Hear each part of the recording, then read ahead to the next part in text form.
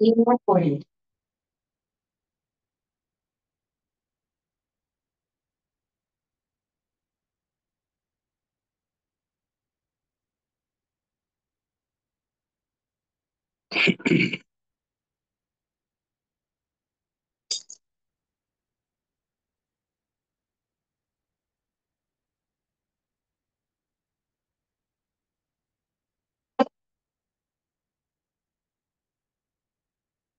Okay,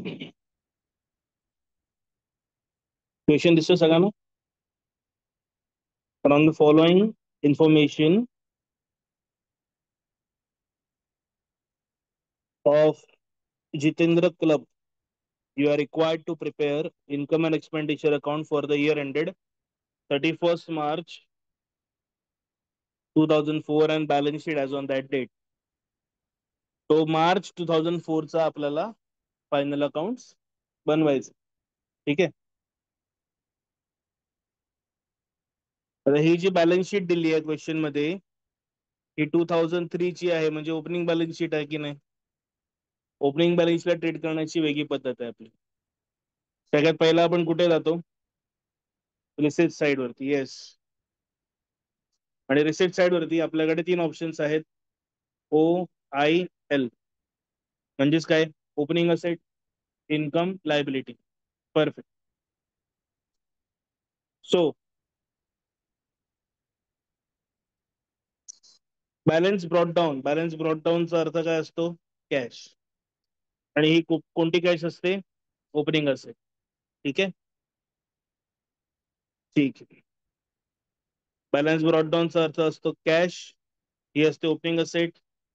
again आपल्याकडे bank आहे, हे पण काय असणार आहे, opening asset. Is that clear.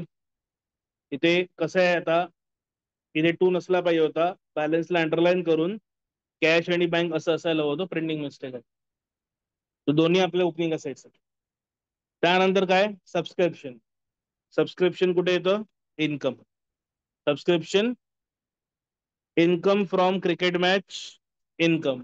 Entrance fees, income. Interest, income. Sundry income, income. Is that clear. Payment side cover करूया आपण. पेमेंट साइडला कव्हर करायला OEA म्हणजे आयदर ती ओपनिंग लायबिलिटी आहे, एक्सपेंडिचर आहे, किंवा असेट आहे. Salary expense, stationery expense, cricket match expense, expense. आता बघा जरा इकडे थोडं नीटपणे जर लक्ष दिलं,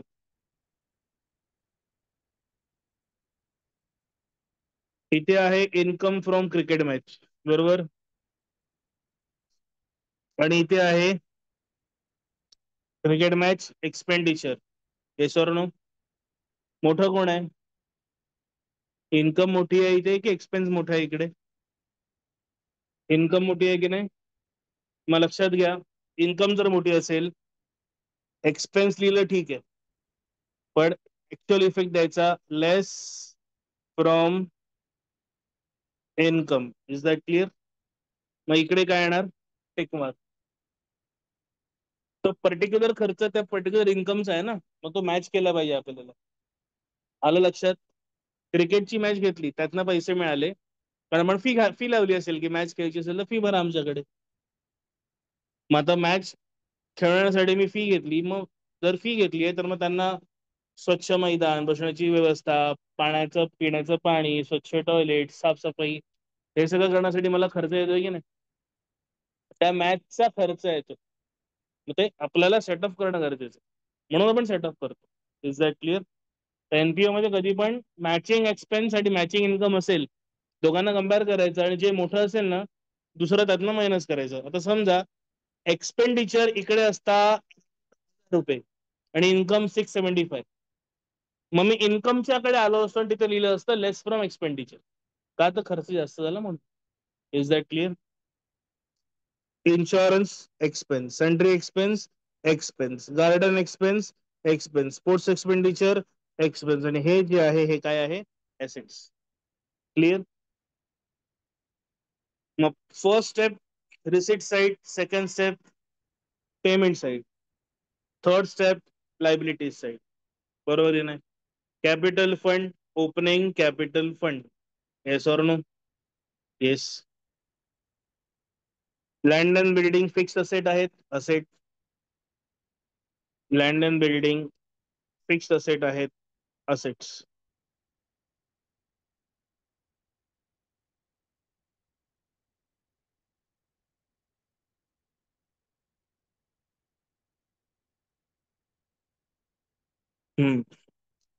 so asset. Furniture asset, fix deposit asset, sports material asset, ground expense. आता बघा, ग्राउंड एक्सपेन्स असा शब्द आलाय की. आता एखादा खर्च जर आउटस्टँडिंग असेल ना, तर ती लायबिलिटी असते. एखादा खर्च जर ऍडव्हान्स असेल तर तो असेट असतो. ओके, इम्पॉर्टंट ना, लक्षात घे. एक्सपेन्स जर आउटस्टँडिंग असेल तर ती काय असते? लायबिलिटी. ठीक आहे. आणि एक्सपेन्स जर ऍडव्हान्स किंवा प्रीपेड असेल तर तो काय असतो? असेट. मग जनरल ग्राउंड एक्सपेन्सेस कुठे आहेत? असेट मध्ये आहेत ना. मग हा कुठल्या पद्धतीचा एक्सपेन्स आहे? आउटस्टँडिंग एक्सपेन्स आहे की प्रीपेड एक्सपेन्स आहे? Prepaid expense. Is that clear? का असेट मध्ये लिहिलाय ना तो. सो हा आयटम आहे प्रीपेड, प्री वाला आयटम. आणि इफ यू रिमेंबर, आपण एक रूल शिकलोय, आउटस्टँडिंग वाले लेस होतात आणि प्री वाले ऍड होतात. मग आपल्याला ऍड करायला लागणार आहे. कशात ऍड करणार आहे? ग्राउंड एक्सपेन्स मध्ये. बरोबर की नाही? मग आता ग्राउंड एक्सपेन्स मध्ये ऍड करायचं असेल तर ग्राउंड एक्सपेन्सेस आपल्याकडे इथे ग्राउंड एक्सपेन्सेस आहे. ग्राउंड आहे की गार्डन? ग्राउंड आहे. इकडे ग्राउंड एक्सपेन्स दिसत आहेत का कुठे? नाही दिसत. मग सर ऍड कसं करणार? नाही दिसत ते लिहायचे.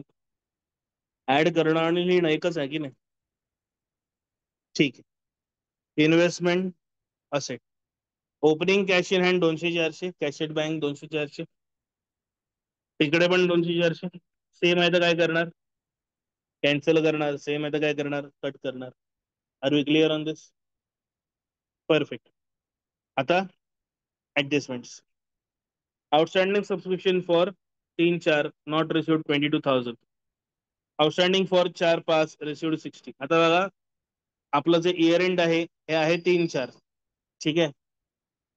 मग 3-4 जर सबस्क्रिप्शन मिळालं नाही, मग हे आहे आउटस्टँडिंग इन्कम. 4-5 मिळालं, मग हे आहे प्री रिसिव्ड इन्कम. दोन ऍडजस्टमेंट वेगवेगळे. Is that clear?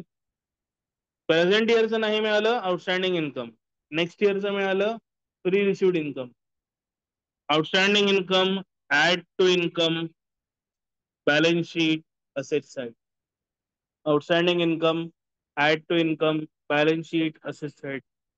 Pre received income less from income, balance sheet, liability side. Pre received income less from income, balance sheet, liability side. ठीक आहे. Salary not paid for the year 3-4. 3-4 आपलंच वर्ष. Salary not paid, expense not paid. Expense not पेडचा अर्थ आहे outstanding. मग ऍडजस्टमेंटचं नाव काय आहे? Outstanding expense. Outstanding expense add to expense, balance sheet, liability side.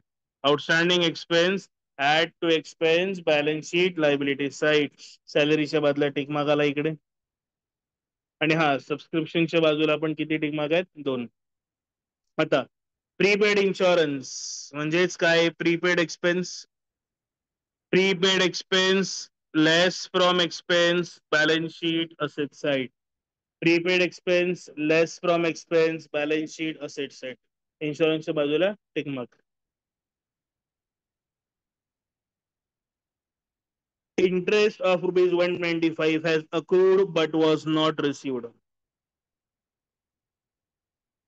तर ह्या शब्दाचा अर्थ लक्षात घे.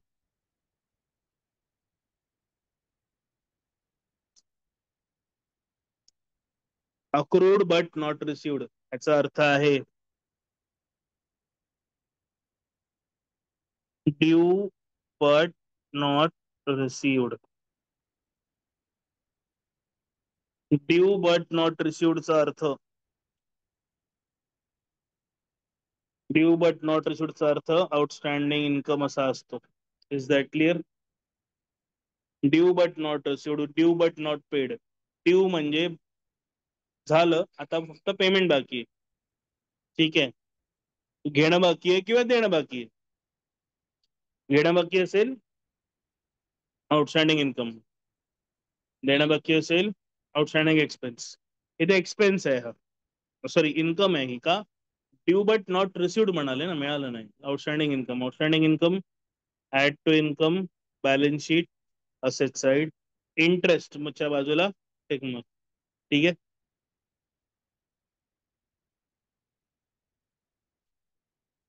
Depreciate furniture at 5%, land and building at 160. So depreciate furniture at 5%. Land and building by 160. Write off one third ground expenses this year. आलं दादा? Ground expense ना मी बोललो ऍड करू, बरोबर आहे. पण आता क्वेश्चननी स्पेसिफाय केलं काहीतरी. काय स्पेसिफाय केलं? की जे ग्राउंड एक्सपेन्स आहेत 103, 103 म्हणजे किती? तर बघा इथे वरती ग्राउंड एक्सपेन्स किती आहेत?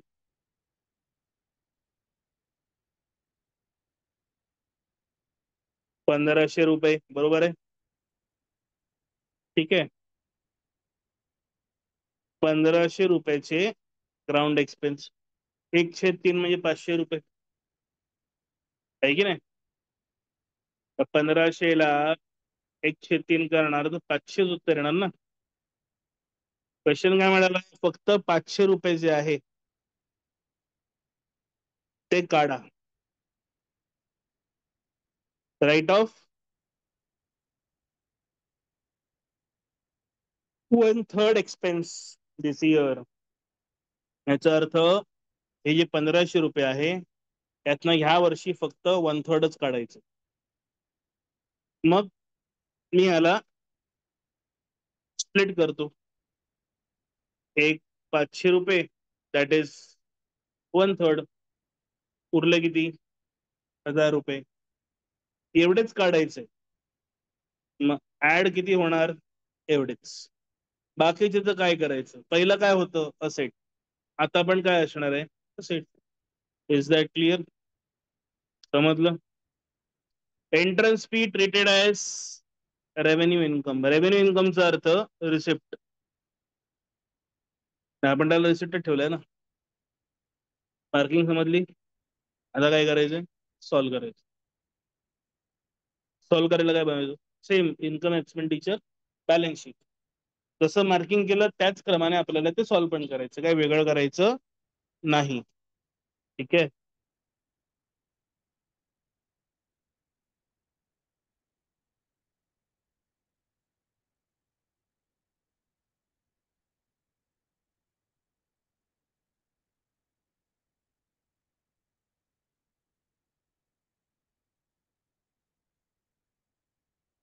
Okay. Format in the books of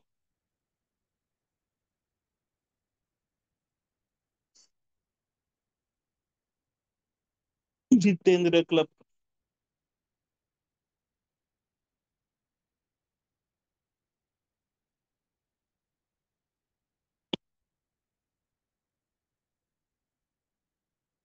income and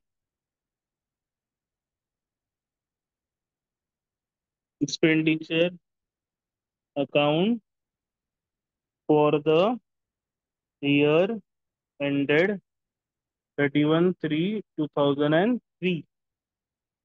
ठीक है.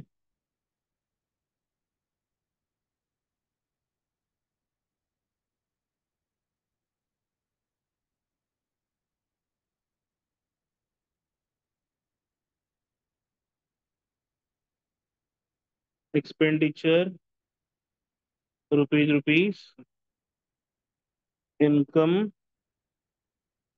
Rupees.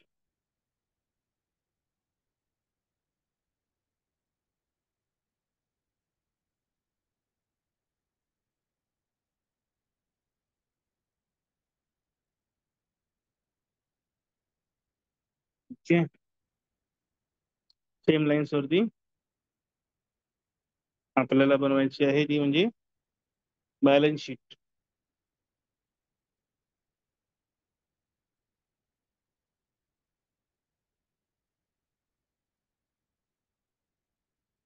Balance sheet as on 31st March 2004 ना, चुकून 3 लिहिले होते ए 4 बरोबर।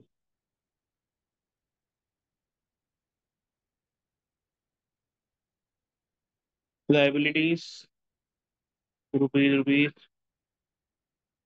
Sets rupees.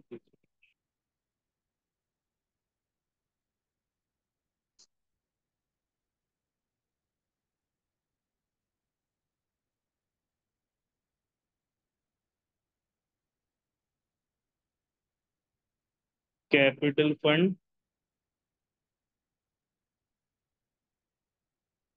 ओपनिंग। एवढा फॉर्मॅट झाल्यानंतर आपल्याला सोडवणं सुरू करायचं। सोडवायची पद्धत तीच आहे जी मार्किंग करायची पद्धत होती, काहीच त्यामध्ये आपण बदल करत नाही आहोत। सगळ्यात पहिला आपण येणार आहोत ती म्हणजे रिसिट्स अँड पेमेंट अकाउंट मध्ये receipt side balance brought down cancel झाला, कारण ओपनिंग बॅलन्स शीट ही इन्फॉर्मेशन सेम होती, बरोबर। कॅश एट बँक पण कॅन्सल झाला। Subscription income 2 tick mark, okay. मग मी इन्कम मध्ये येणार बाय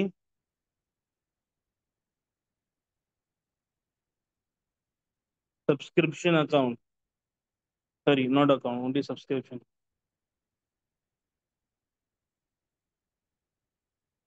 आणि 1100 रुपये। 2 टिक मार्क है, 2 का डबल 4, 4 - 1 3, 3 लाइन छोड़ना इकडे तो क्लियर। सब्सक्रिप्शन के बाद इनकम फ्रॉम क्रिकेट मैच, इधर टिक मार्क है, तो by income from cricket match which is rupees 675, ठीक है। त्यानंतर entrance fees income bye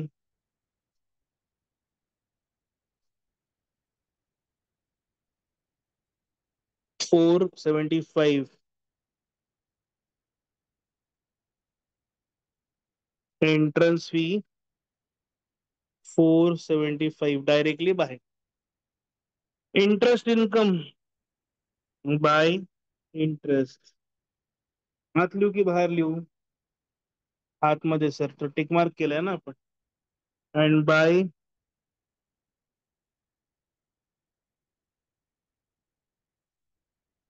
sundry income 285, is that clear?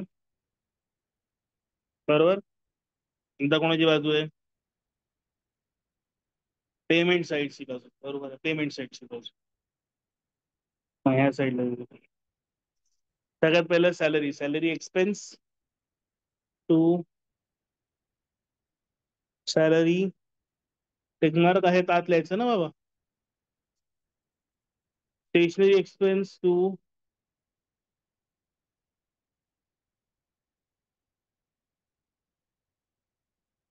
Stationery 160,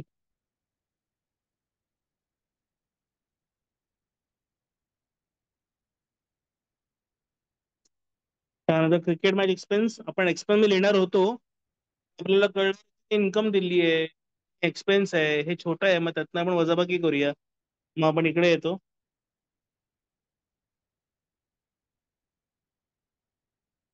आणि इथे लिहितो लेस एक्सपेन्सेस 325 बॅलन्स 350. क्लिअर आहे. इन्शुरन्स एक्सपेन्स टिकमार्क आहे आतल्या याचा.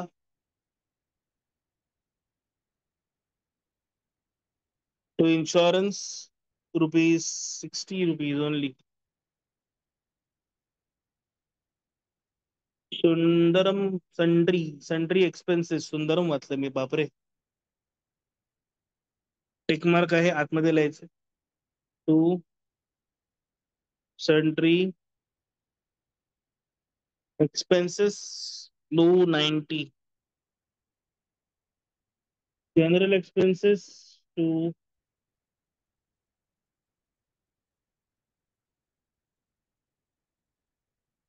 अच्छा गार्डन आहे सर, गार्डन काय करताय. Garden expense ₹65. Sports expenditure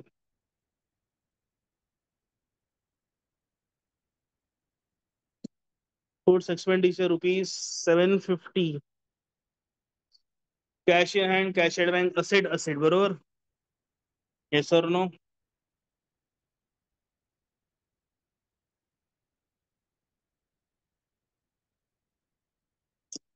cash in hand, cash at bank. In hand 110, in bank 900. किती झालं आपलं रिसिप्शन पेमेंट अकाउंट. आता आपल्याला लायबिलिटी मध्ये लिहायचंय ना. काय लिहायचंय. Capital fund. लायबिलिटी मध्ये येतो ओपनिंग कॅपिटल फंड 20,750. नेहमी आत लिहायचं. ची बारी पूर्णपणे. Land and building. अच्छा मध्यंतरी डेप्रिसिएशनची ऍडजस्टमेंट बघितलेली खाली. फर्निचर, लँड अँड बिल्डिंग आणि ग्राउंड एक्सपेन्स तिघांमध्ये टिकमार्क येणार. फर्निचर, लँड अँड बिल्डिंग आणि ग्राउंड एक्सपेन्स. मग आता लँड अँड बिल्डिंगला टिकमार्क आहे ना बाय द वे. येस और no. Yes. So land and building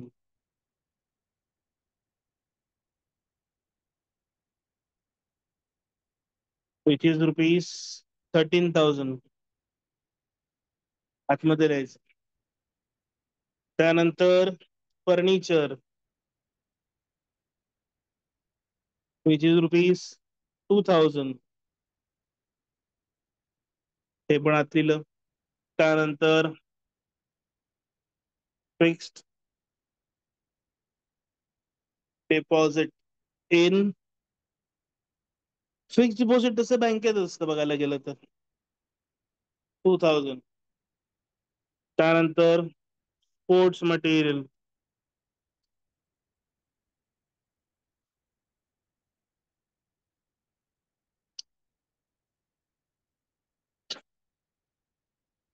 650. Garden एक्सपेन्सचे पण 2 तुकडे केले. क्वेश्चन म्हणाला 103 वापरायचे, राईट ऑफ करायचे. मग उरलेले ठेवून द्यायचे. मग उरलेले ठेवले आपण इथे परत. Ground expense ₹1,000. ओके. आणि ₹500 हे आपलं एक्सपेंडिचर आहे. टू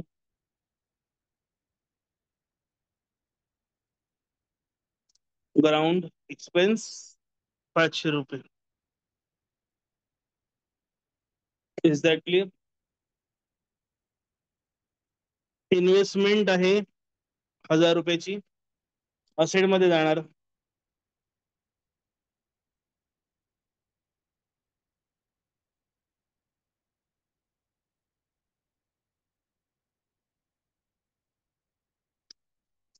इन्व्हेस्टमेंट 1,000 आणि कॅश बँक कॅन्सल. कळलं. आता ऍडजस्टमेंटची पारी आहे ना आपली.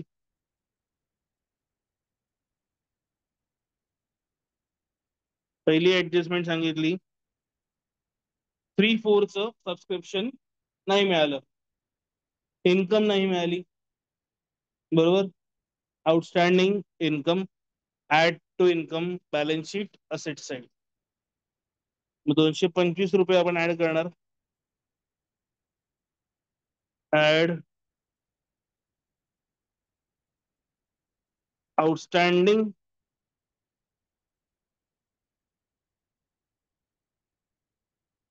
ओके. आउटस्टँडिंग 225 होतं ना, if I am not wrong. हो, 225 होतं. त्याला प्लस केलं तर 1325 होतात. ठीक आहे. सेम लाईन मध्ये पुढची ऍडजस्टमेंट होईल. Subscription for 45 received in advance 60 rupees. Pre received income less from income, balance sheet, liabilities side किती आहे? 60 रुपये आहे.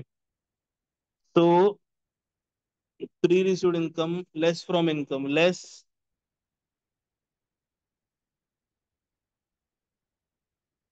प्री रिसिव्ड 60 रुपीज होता ना, पाहिजे. हो सर, 60 रुपये. तो 5, 6, 2, 1 1265. क्लिअर.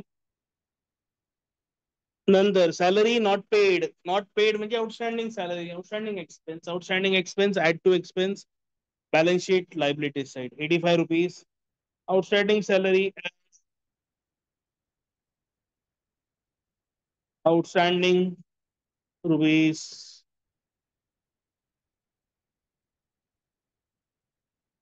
ठीक.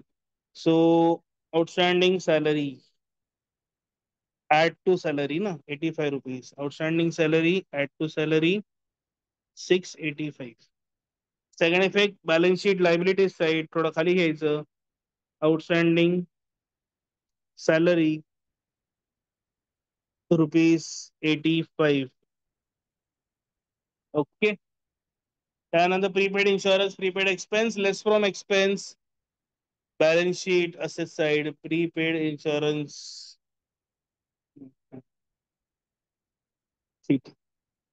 तो prepaid insurance less from insurance 15 रुपये. इन्शुरन्स मध्ये आलो, लेस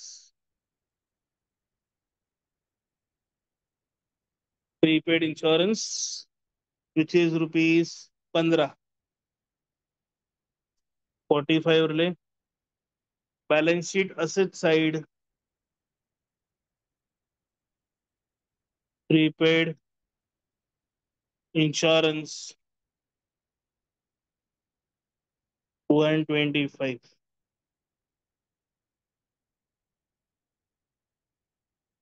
ठीक आहे. आता interest ₹125 accrued but not received. Interest कमवलं पण मिळालं नाही. Outstanding income add to income, balance sheet, asset side. So outstanding interest add to interest, add outstanding 125 परत, इट इज 250. सेकंड इफेक्ट द्यायचा आहे ना आता, येस और नो. तो outstanding income add to income, balance sheet, asset side. मग आपल्याला asset side मध्ये यायचंय. थोडीशी मला बॅलन्स शीट एक्सटेंड करायला लागणार आहे, साईज जराशी कमी पडली, पण इट्स ओके.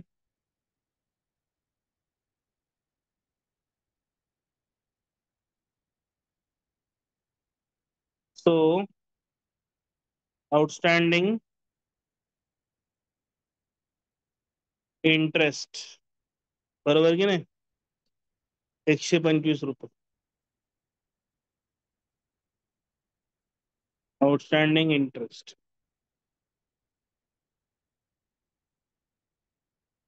क्लिअर आहे ही गोष्ट? बोल ना भाई. हो, मला आता लक्षात आलं लिहिता लिहिता. वरती बरोबर केलंय 15, ते लिहिताना चुकून मी मग असे 125 लिहिले. ओके. लास्ट डेप्रिसिएशन, फर्निचर आणि land and building. Furniture 5%, land and building 160. So depreciation minus 10% 1300, 5% 650.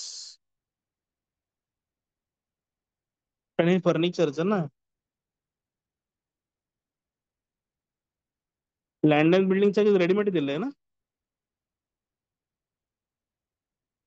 Furniture 5%, land and building 160 रुपये, 160 रुपीज. आणि 5%, सो 10%, 200, 5%, 100, राईट. मग बाहेर आलं 12,840, बाहेर आलं 1100. सॉरी, काय 1100, 1900. 2000 मधनं 100 गेले, 1900 उरले. 13,000 मधनं 160 गेले, 12,880 उरले. Second effect, expenditure side to depreciation.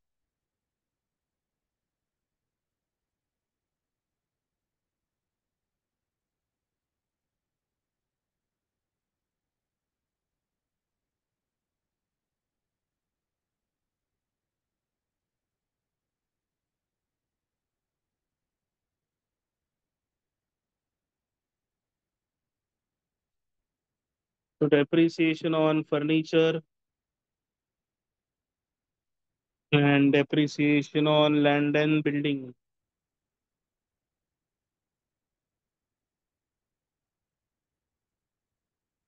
ठीक आहे. फर्निचरचं डेप्रिसिएशन पण कॅल्क्युलेट केलं 100, आणि लँड अँड बिल्डिंगचं 160. 100, 160, टोटल 260. आणि त्यानंतर जे ग्राउंडचं होतं 1/3, ते पण पहिलंच दाखवलं. 1/3 ऍडजस्ट केलं, बाकीचं ठेवून दिलं. आणि एंट्रन्स फी रेव्हेन्यू आहे. रेव्हेन्यू म्हणजे इन्कम, आपण इन्कमच लिहिली आहे. सो काही बेसिकली फरक नाही. आता काय करायचं, बॅलन्स करायचं. बॅलन्स कसं करायचं काल दाखवलंय मी तुम्हाला, बरोबर की नाही. आणि त्याची लिंक पण पाठवलेली आहे, रेकॉर्डेड. सो काय करायचं, हवं तर परत इथं जा, ते लिंक बघा. कालचं लेक्चर पाठवलंय ऑनलाईन व्हॉट्सअप ग्रुपमध्ये. मम्मीच्या फोनमध्ये असेल ना व्हॉट्सअप ग्रुप, आहे ना. हा, कालचा लेक्चर रेकॉर्ड केले, जाऊन बघायचं. तो आजचाही रेकॉर्ड होतोय, तर बघायचं टोटल कसं केली आणि त्याला फायनलाइज करायचं. ओके. फायनल उत्तर तुम्हाला क्वेश्चनच्या एंडमध्ये इथे मिळेलच. याच्यात बघा डेफिसिट होणार आहे आणि हे टोटल येणार आहे. कधी कधी हे उत्तर चुकीचं असतं. जोपर्यंत संपूर्ण संपवत नाही तुम्ही, तोपर्यंत तिथे आन्सर बघत नाही बसायचं किती आहे तिकडे. Is that clear? ठीक आहे. सो आपण ह्या क्वेश्चनला आपण आतापर्यंत किती क्वेश्चन झाले आपल्याकडून? हा, हा चौथा ना. ठीक आहे.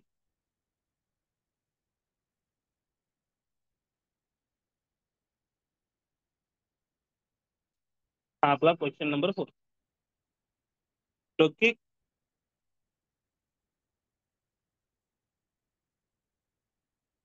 Question number 4.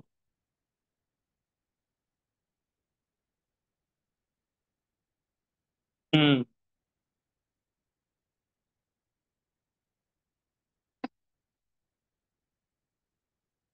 पुढे.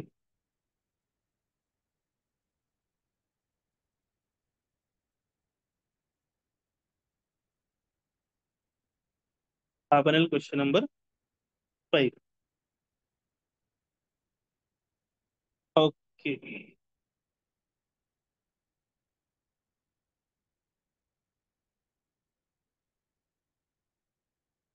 From the following balance sheet and assisted payment account of Padmavati High School, Thane, prepare income and expenditure for the year ended 2007, 31st March 2007.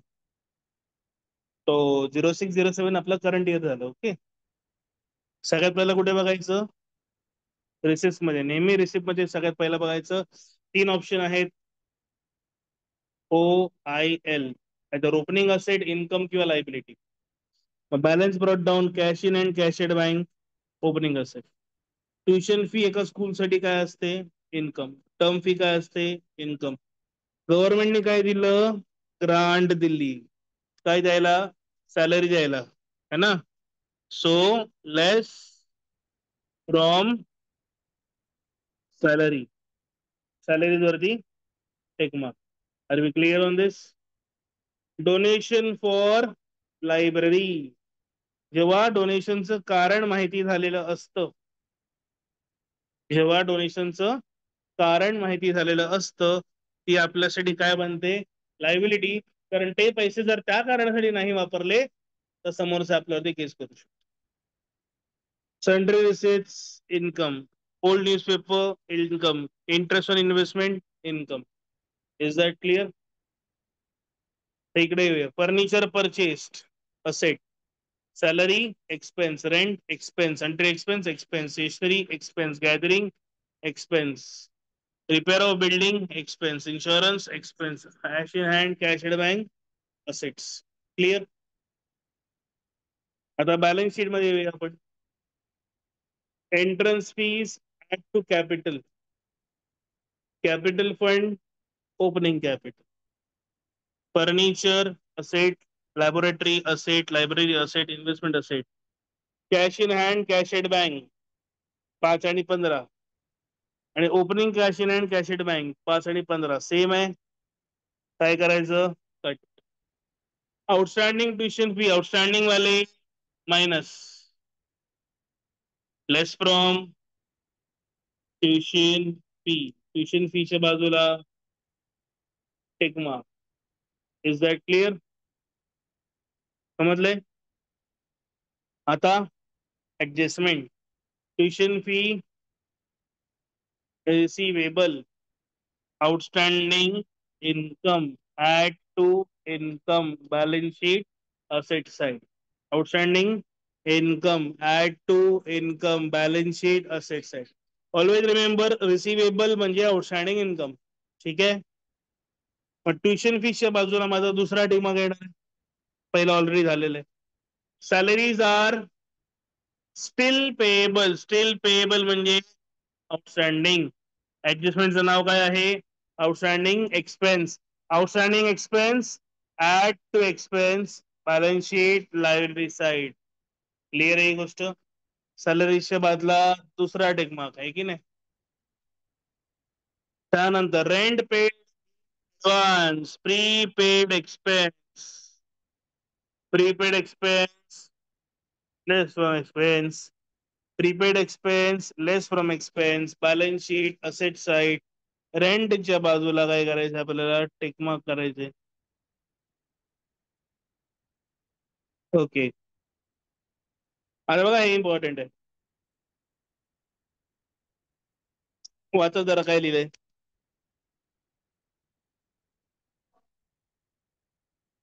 Perfect.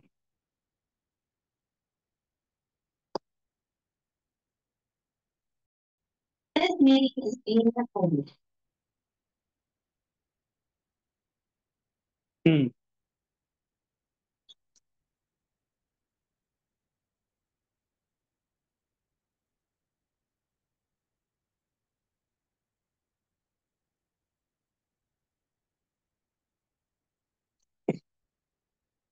आपलं वर्ष कधी संपतंय?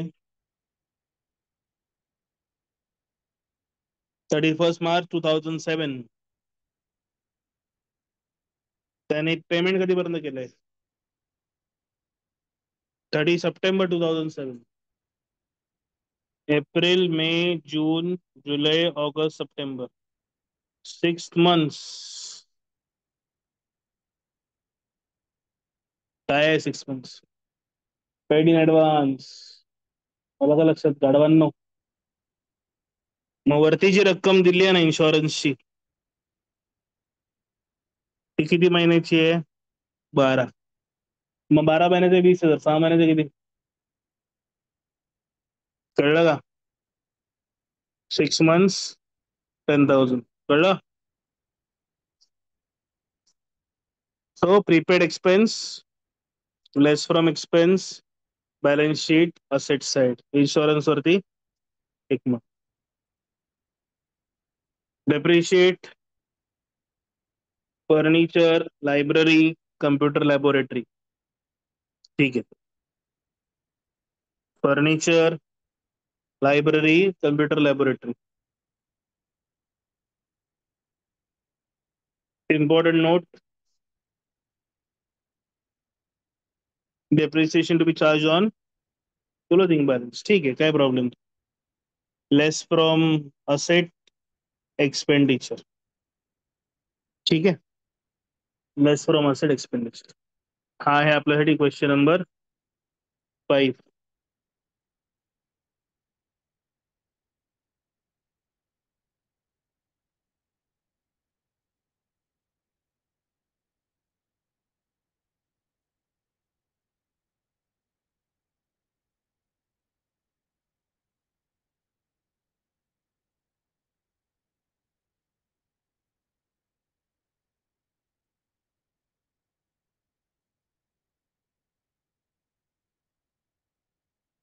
Okay, question number 5. In the books of Padmavati high school Thane.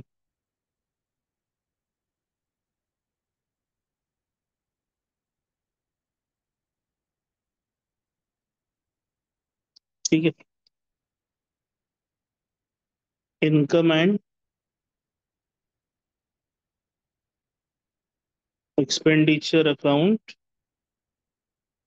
For the year ended 31st March 2006। ठीक,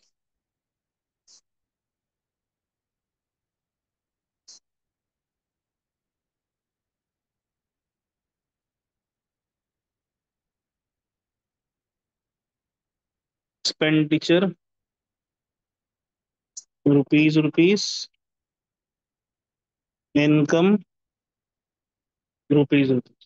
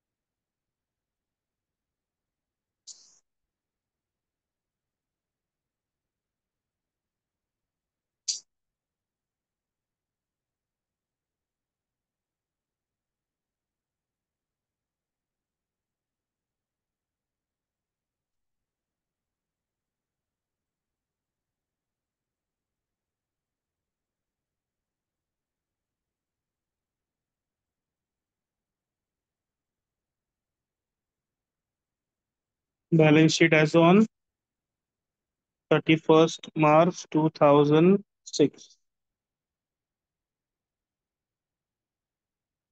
liabilities,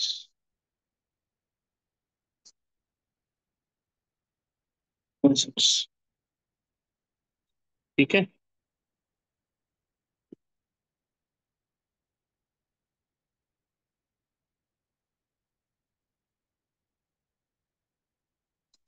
सगळ्यात पहिला receipt side.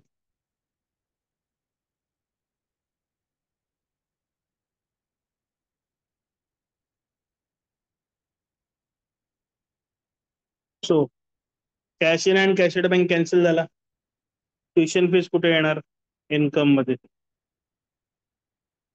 So tuition fees income by tuition fees 4 lakh rupees. किती tick mark आहेत, 2, 1 2 3 line सोडायच्या ना मग। Term fee income by term fee 1,20,000। Government grant less from salary इकडे येणार ना salary. To salary less government grant 1,04,500. Is that clear? Donation for library liability. So capital fund opening. चालती लिहायचं थोडं. Donation for library 1,50,000. ठीक आहे. सेंट्रल रिसेस इन्कम. सो इन्कम मध्ये आलो आपण पुन्हा. By sundry receipts 11,000. Sale of old newspaper income by sale of old newspaper 500. Interest on investment income by investment 10,000 rupees. Clear आहे रिसिप्ट साईड. आता कोणती बाजू? पेमेंट बाजू. पेमेंट साईड सगळ्यात पहिला फर्निचर परचेस. आता फर्निचर वरती पण दिलेलं इकडे आहे ना, म्हणजे वरती पण असेल खाली पण असेल, तेव्हा आपण एक स्ट्रक्चर बनवतो. कोणतं स्ट्रक्चर?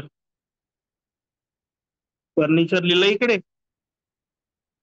आणि तो वरची फिगर आहे ती ओपनिंग वाली आहे, आणि खालची फिगर आहे ती कोण आहे? ऍडिशन वाली. ठीक आहे. मग ऍडिशन किती झालं? 52,000. आणि डेप्रिसिएशन साठी एक लाईन सोडायची आपल्याला. ओपनिंग जेव्हा मिळेल तेव्हा बघू. फिलहाल असं लिहून सोडलं. आलं लक्षात सगळ्यांच्या? स्ट्रक्चर कधी बनवायचं असं?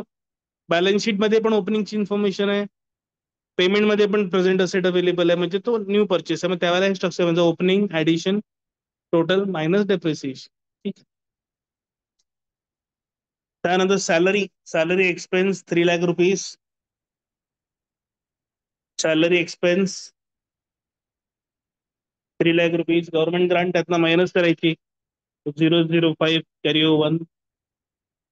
10 5 गेले 5 चला 1 9 आणि 1,95,500. ठीक आहे. पुढे रेंट एक्सपेन्स. तो 2 टिक मार्क होते पण 3 लाईन सोडल्या. To rent 1,40,000. ठीक आहे. टिक मार्क आहे तर आत लिहिलं. Sundry expense. Expense to sundry expense ₹27,000. Okay. लक्षात घ्या 1,40,000 आहे. ओके. त्यानंतर स्टेशनरी एक्सपेन्स which is 49,000. त्यानंतर अॅन्युअल गॅदरिंग एक्सपेन्स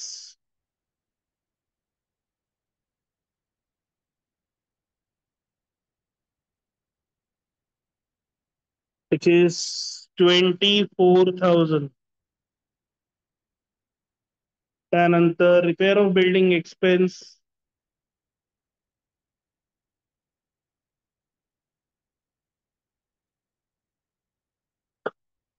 ₹32,500. त्यानंतर इन्शुरन्स एक्सपेन्स, बट आतमध्ये लिहायचे 20,000. Clear. Cash in hand, cash at bank, asset asset ना. तो cash in hand, cash at bank 44,500, 127, 1000. Clear. आता बॅलन्स शीटची वारी. सगळ्यात पहिला opening balance sheet. Entrance fees add to capital fund. So opening add entrance fees 30,000. ठीक आहे. Capital fund, opening capital fund 5,19,000. Total घेणार 5,49,000 येणार ना इकडे. हे झालं लायबिलिटी. असेट्स मध्ये furniture asset.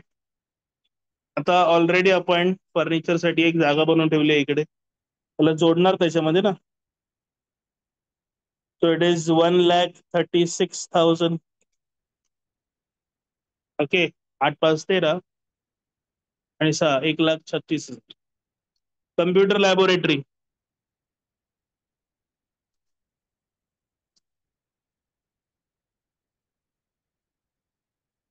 Computer laboratory 1,00,000 rupees. Library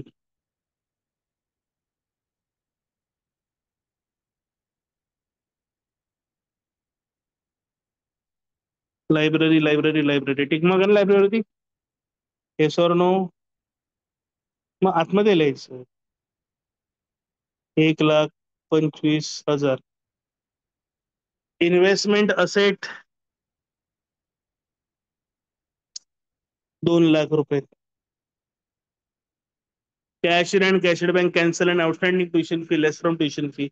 so income मध्ये येणार मी less outstanding in last year 20,000 3,80,000. Clear. इकडे तुमची बॅलन्स शीट झाली कम्प्लीट. आता काय ऍडजस्टमेंट.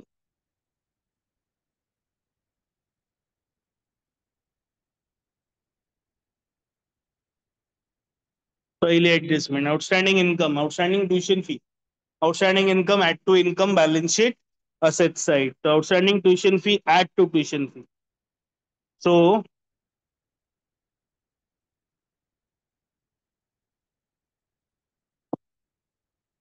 ऍड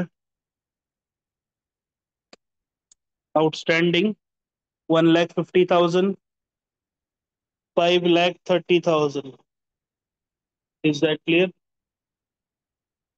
हा झाला पहिला इफेक्ट. दुसरा effect balance sheet asset side. So outstanding tuition fee 1,50,000. त्यानंतर सॅलरी स्टील पेएबल म्हणजे outstanding expense. Outstanding expense add to expense balance sheet liabilities side. Same 1,50,000. So अच्छा, सॅलरीला जागा नाही ठेवली मी इकडं. तसं नाही आहे ना गव्हर्नमेंट ग्रँट इथे. Add outstanding 1,50,000 3,45,500. Second effect liability side. Outstanding salary 1,50,000. Clear. Rent paid in advance 20,000 prepaid expense less from expense. So prepaid rent less from rent less prepaid, which is rupees 20,000, which is 1,20,000. ठीक आहे. Balance sheet asset side. Balance sheet मध्ये assets मध्ये लिहायचं prepaid rent. Prepaid rent 20,000. ठीक आहे. मग तो म्हणाला इन्शुरन्स सप्टेंबर 30 सप्टेंबर पर्यंत भरलं. मग मी एप्रिल ते सप्टेंबर काउंटिंग केली तर कळलं 6 महिने एक्स्ट्रा भरलं. मग 6 महिने एक्स्ट्रा भरलं ठीक आहे, काय प्रॉब्लेम नाही. इन्शुरन्स एक्स्ट्रा भरलं म्हणजे प्रीपेड. किती महिन्याचं प्रीपेड आहे 6. वर्षभराचं 20 भरले. 6 महिन्याचं प्रीपेड किती 10. 10,000. Second effect asset side, prepaid, insurance 10,000. Is that clear? आता last but not the least, त्याने सांगितलं डेप्रिशिएट करा. ठीक आहे, पण ते म्हणाले डेप्रिसिएशन हा क्लोजिंग बेसिसचा होतो. क्लोजिंग बेसिसचा अर्थ काय माहिती? बघा आता किती आहे, फर्निचर लायब्ररी 10%, कम्प्युटर 20%. तो फर्निचर मायनस डेप्रिसिएशन 10%. फर्निचर आणि लायब्ररी होता ना 10%, कम्प्युटर लॅबोरेटरी 20%. ऑन क्लोजिंग बेसिसचा अर्थ काय? तर जी फिगर तुम्हाला समोर दिसेल त्याच्यावरती कॅल्क्युलेट करायचं. तर फर्निचर मध्ये बघा दोन दोन फिगर आहेत. 8452 ची टोटल किती आहे? 136. मग बॅलन्स किती आहे? 136. म्हणजे काढणार मग किती वरती? 136 वरच काढणार. So 1,36,000 10%, 13,600. Are we clear on this? 1,25,000 10%, 12,500. Are we clear on this? Computer लॅबोरेटरीचे 20%, 20,000 rupees. Are we clear on this? Yes. मग आता वजा बाकी 0,0,4. चाला एक 7 4 गेले 2 3 2 गेले 1,24,400. हे आहेत 80,000 आणि आहेत 1,12,500. Is that clear? Second effect द्यायचा आहे आपल्याला एक्सपेंडिचर मध्ये. To depreciation, furniture, library, computer laboratory. Furniture 13,600, 12,500 आणि 20. 13,600, 12,500 आणि 20. is 0,0,1 carry over 1. 3 plus 1 4, 4 plus 4 8. नाही सॉरी 0,0,6 आणि 5 11 हात चाले का carry over. 3 plus 1 4, 4 plus 2 6, 2 2 4, 46,001. Clear?